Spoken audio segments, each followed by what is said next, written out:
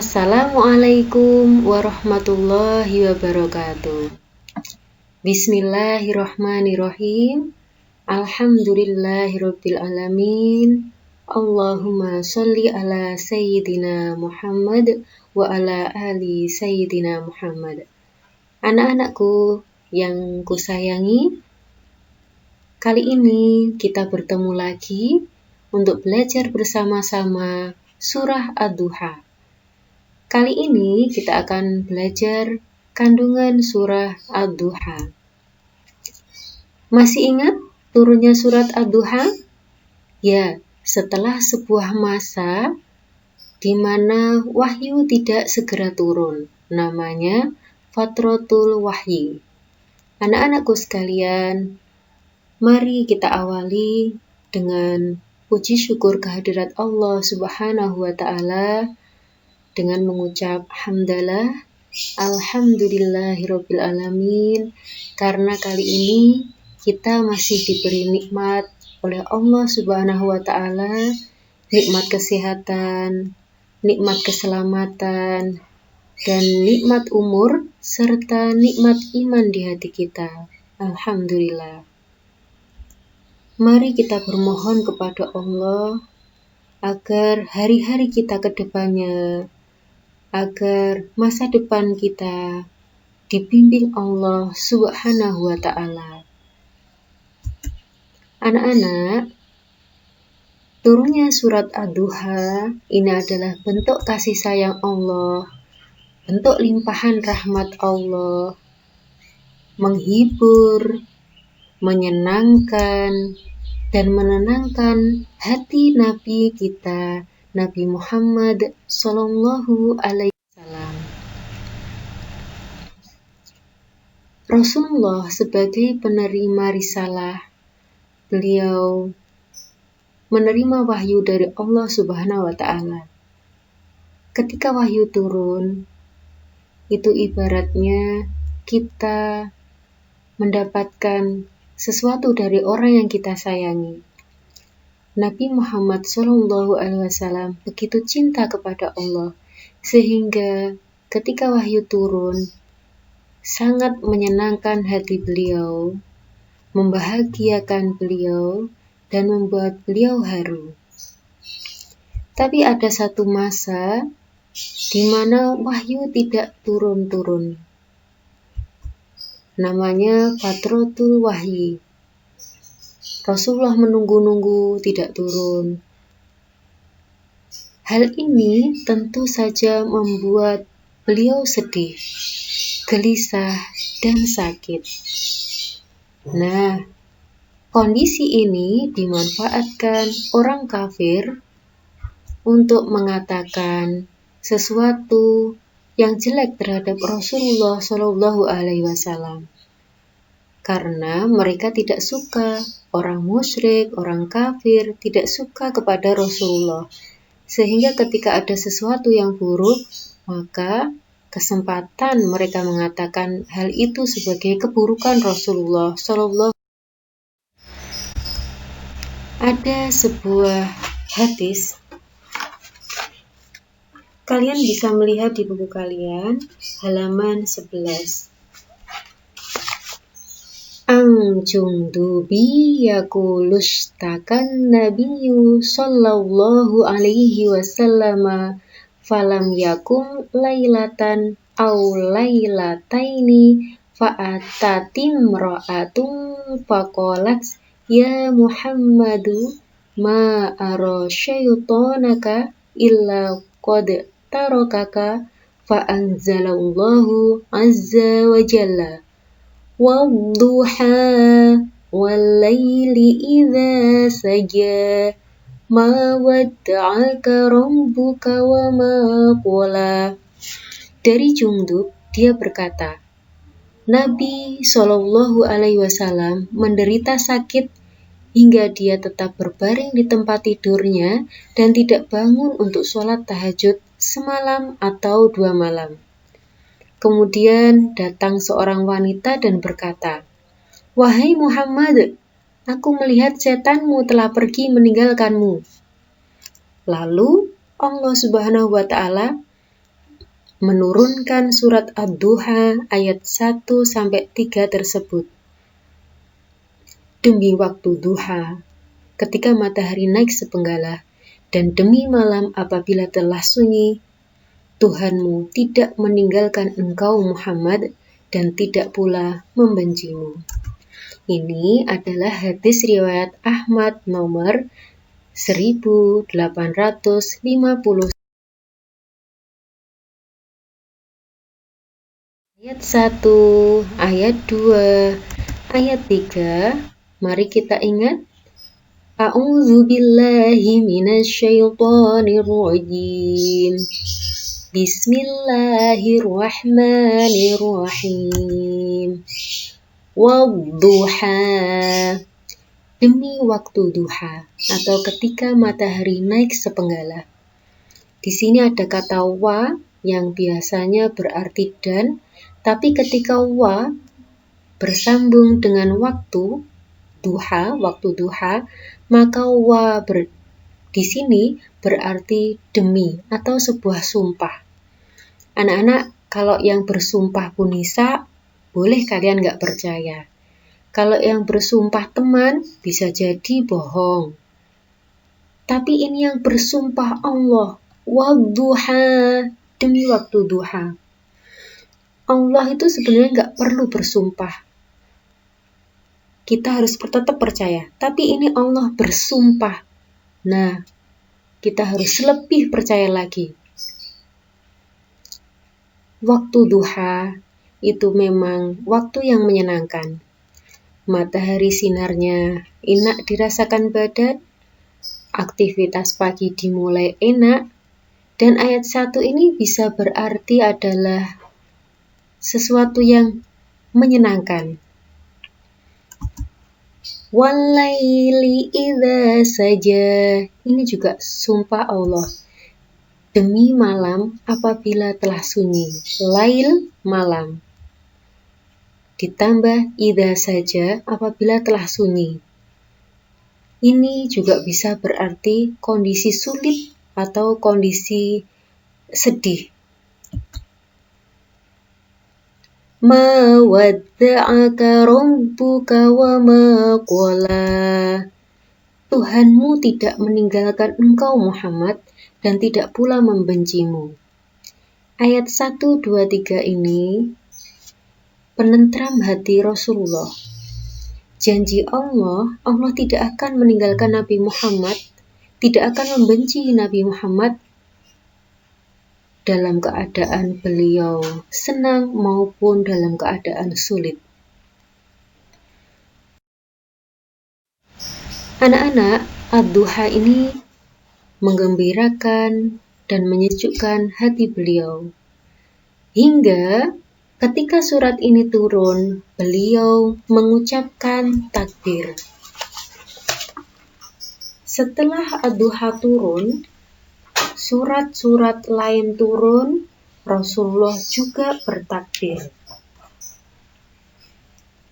Para ulama, khususnya ulama ahli thariqat, ahli qiraah, berpendapat bahwa mengucapkan takbir pada akhir surat Ad-Duha dan surah-surah berikutnya hukumnya sunnah. Bahkan sebagian mereka mengatakan bahwa seseorang hendaknya mengucapkan takbir dimulai dari akhir surat Al-Lail. Jadi ini adalah pendapat para ulama ahli qiraat. Keempat,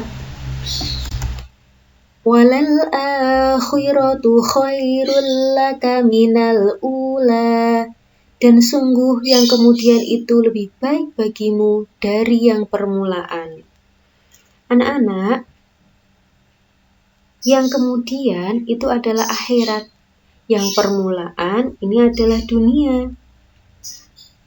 Allah mengingatkan Rasulullah agar mengutamakan kehidupan akhirat. Allah mengingatkan Rasulullah, padahal Rasulullah itu orang yang paling zuhud terhadap dunia ini. Bahkan beliau tidur pun beralaskan pelepah kurma sampai membekas di punggungnya. Rasulullah orang yang paling mulia, sudah dijamin Allah masuk surga, tapi Allah mengingatkan agar Rasulullah mengutamakan kehidupan akhirat dibanding kehidupan dunia. Bagaimana dengan kita yang surga saja belum dijamin? Maka seharusnya kita mengutamakan kehidupan akhirat. Mulai dari bangun tidur, kita niatkan segala aktivitas karena Allah untuk akhirat sampai tidur lagi.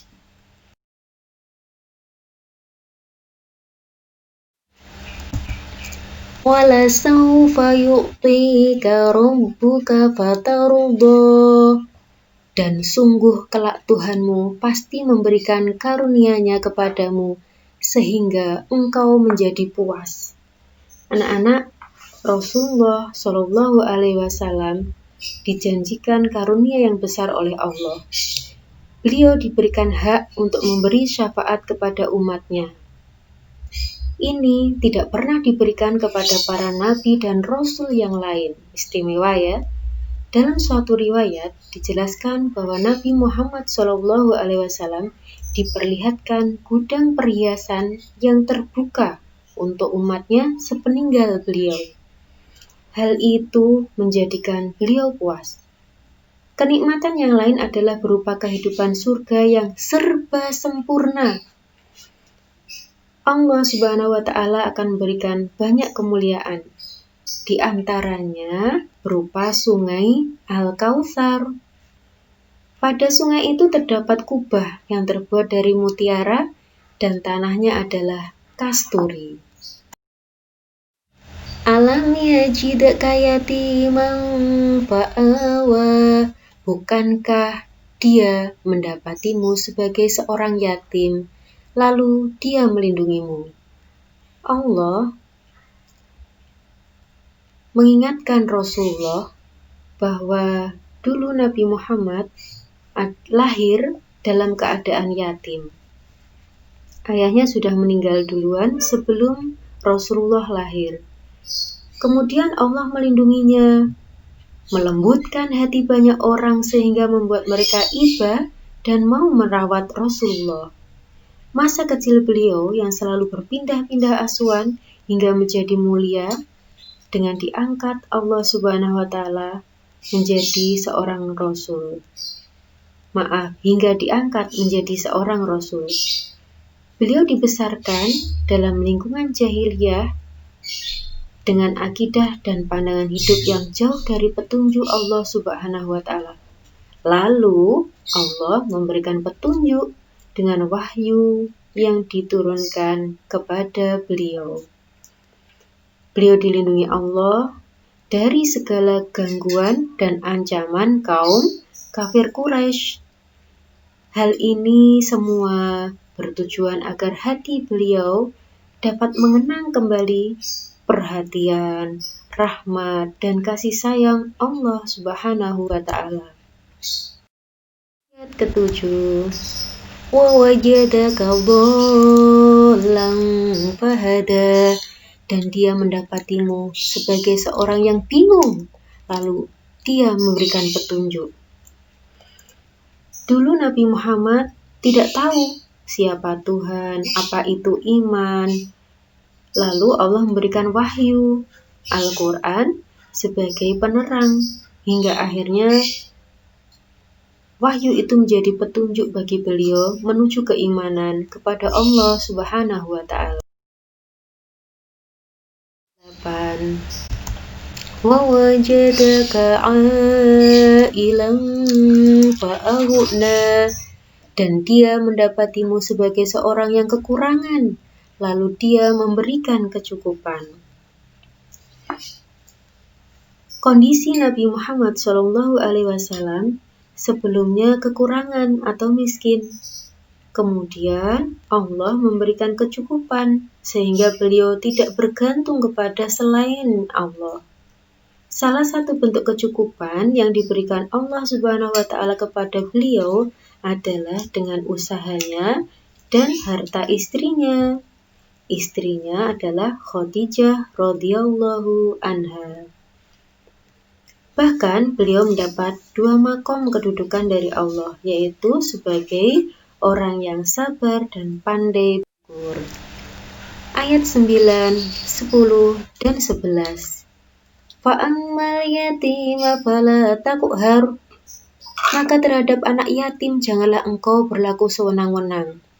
Allah mengingatkan Rasulullah agar terhadap anak yatim jangan sewenang-wenang. Rasulullah dulu seorang yatim, jadi tahu rasanya. Wa amma sa'ila fala tanhar. Dan terhadap orang yang meminta-minta janganlah engkau menghardiknya. Larangan Allah terhadap Rasul dan untuk kita semuanya, jangan menghardik orang yang meminta-minta. Kalau memang kita ada, berikanlah. Kalau kita tidak ada, maka tolaklah dengan baik. Jangan menghardiknya. Wa amma bi ni'mati rabbika fahantis. Nah, ini dia. Dan terhadap nikmat Tuhanmu hendaklah engkau nyatakan dengan bersyukur.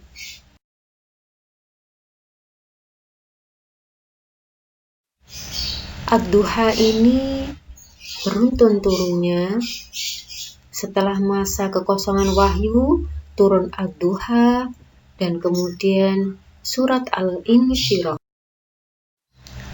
Di akhir ayat Ad-Duha ada perintah untuk selalu menyebut-nyebut nikmat yang telah diberikan Allah sebagai wujud syukur atas segala nikmat yang diberikan Allah Subhanahu wa Ta'ala, khususnya nikmat petunjuk dan keimanan.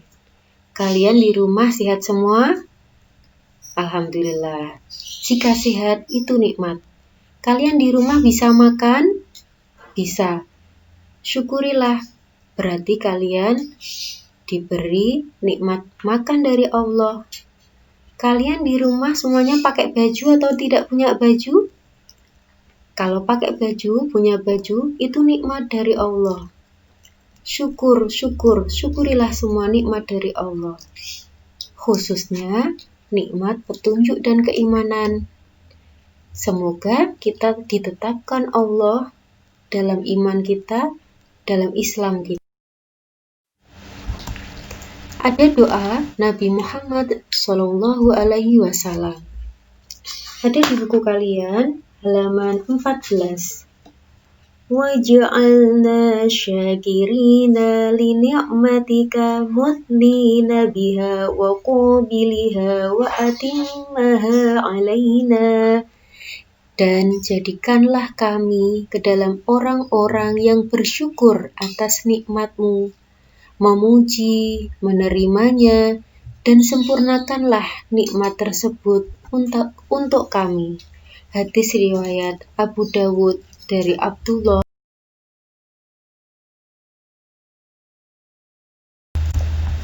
Alhamdulillahirabbil alamin.